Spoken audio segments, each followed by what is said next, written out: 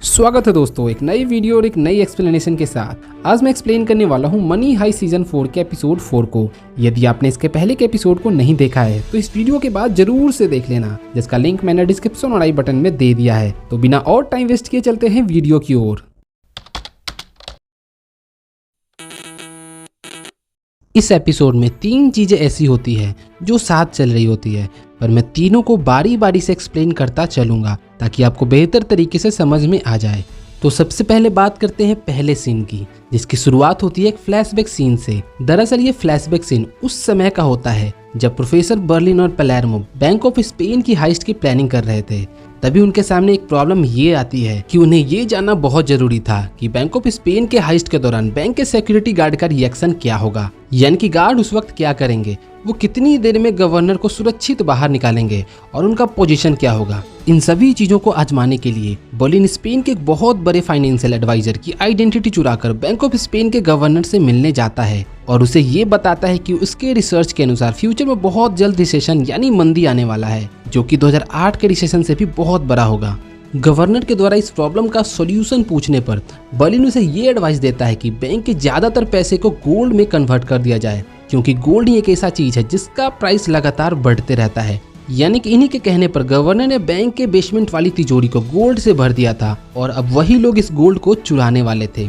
तभी Berlin bank में gas leakage से धमाका करवाता है ताकि वो बैंक के सिक्योरिटी का रिएक्शन पता कर सके। और फिर बर्लिन को ये पता चलता है कि बैंक की सिक्योरिटी तो बहुत ही टाइट है, उनके पास किसी भी सिचुएशन को हैंडल करने के लिए हर तरह के हथियार है। और बैंक के पूरी सिक्योरिटी को हैंडल कर रहा होता है वही गांदिया, जो प्रेजेंट टाइम में रियो के कैद से भाग चुका था। यानी कि गांदिया उस हाइस्ट के लिए बहुत बड़ी मुसीबत हो सकता था।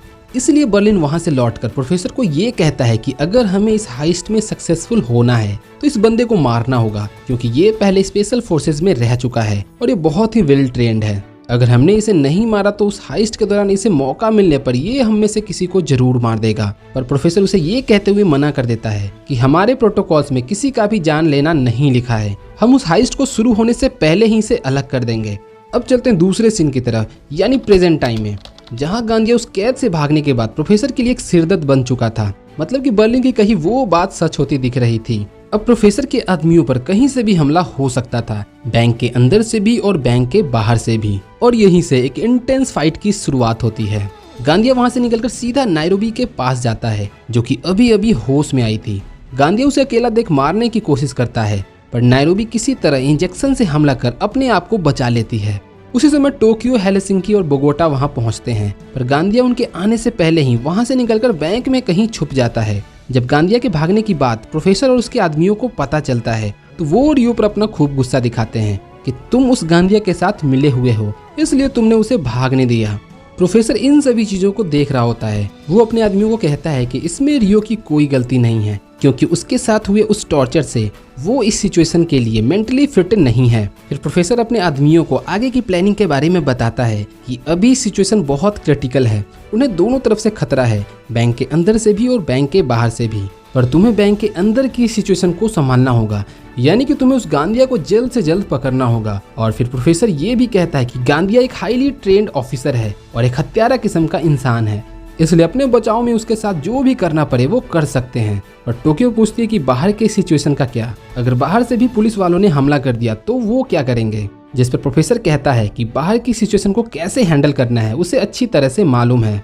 अब बात करते हैं तीसरे सीन के बारे में, जहाँ पर एलिसिया अभी भी रकेल को मेंटली टॉर्चर कर रही होती है। तभी एलिसिया के पास प्रोफेसर का कॉल आता है। बातें करने के दौरान प्रोफेसर उसे ये बताता है कि अगर वो बैंक के ऊपर दोबारा हमला करने की सोच रही है तो ये बातें अपने दिमाग से बिल्कुल निकाल दें, क्योंकि अगर उसने ऐसा किया तो रकेल के झूठे मौत और उसके साथ हो रहे इलीगल मेंटली टॉर्चर को पूरे पब्लिक और कोर्ट के सामने रिलीज कर देगा, और उसके पास इन सभी चीजों का सबूत भी है।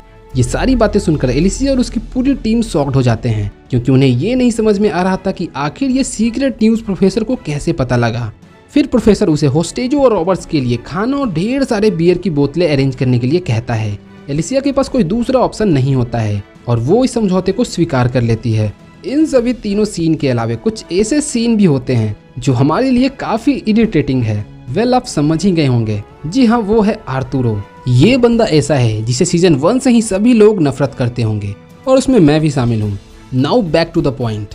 आर्तुरो अपने ही एक साथी होस्टेज को अकेला पाकर उसे नींद की गोलियां देकर उसके साथ फायदा उठाने की कोशिश करता है। यहाँ पे ये सीन तो कट हो जाता है, इसलिए वो अपने इस इरादे में कामयाब होता है या नहीं, ये आपको शायद आगे या अगले एपिसोड में देखने को मिलेगा। दूसरी तरफ गांदिया वहां से निकलकर बैंक के बेसमेंट में पहुंचता है और बैंक के सारे सीसीटीवी कनेक्शन को काट देता है। यानी अब बैंक में जो कुछ भी होगा प्रोफेसर उन सभी चीजों को नहीं देख पाएगा। फिर वो एक सीक्रेट रास्ते के जरिए बैंक के अंदर ही एक पैनिक रूम में जाता है जहां मौजूद होता है एक सर्विलांस सिस्टम और ढेर सारा गोला बारूद। अब गांदिया उस सर्विलांस सिस्टम की मदद से बैंक में हो रहे हर मूवमेंट पर नजर रख सकता था और साथ ही उस सिक्योर लाइन से बैंक के बाहर कमांड सेंटर से कनेक्ट भी हो सकता था। फिर वो सिक्योर लाइन से सीएनआई में कॉल करता है और कर्नल तमायो को बैंक के अंदर हो रही सभी चीजों के बारे में बताता है, जिस पर कर्नल तमायो उसे ये कहता है कि अभी तो हम बाहर से उन रॉबर्स पर हमला नहीं कर सकते हैं, पर तुम चाहो तो अंदर रहते हुए उनको मार सकते हो, क्योंकि तुम ये जो कुछ भी करोगे अपनी हिफाजत के लिए करोगे, जिस पे कोर्ट तुम्हें किसी भी तरह से दोषी नहीं ठहरा सकती। कर्नल की ये सारी बात वो ऑफिसर भी सुन लेता है और सीधा जाकर प्रोफेसर को सारी बातें बताता है कि कर्नल ने गांदिया को सभी रॉबर्स को मारने के लिए बोला है और अभी शायद वो किसी पैनिक रूम में है। प्रोफेसर फिर जल्दी से जाकर ये सारी बातें टोक्यो को बताता है, पर गांदिया वहां आकर अपने बंदूक से टोक्यो के सर के ऊपर मारता है, जिससे टोक्यो वहीं गिरकर बेहोश हो जाती है। और इसी के साथ ये एपिसोड यहीं खत्म होता है। आगे गांदिया प्रोफेसर के आदमियों पर किस तरह से भारी पड़ता है ये आपको अगले एपिसोड में जानने को मिलेगा। इसका वीडियो मैं अपने चैनल पर जल्द ही लाने वाला हूँ। वीडियो पसंद आई हो तो इसे लाइक कर चैनल को सब्सक्राइब जरूर कर लेना, क्योंकि आपको यहाँ ऐसे ही वेब सीरीज और मूवीज की एक्सप्लेनेशन वीडियो मिलने वाली है। तो मैं मिलता हूँ आपसे एक नई वीडियो और एक नई एक्सप्लेनेशन के साथ। Till then take care and bye bye.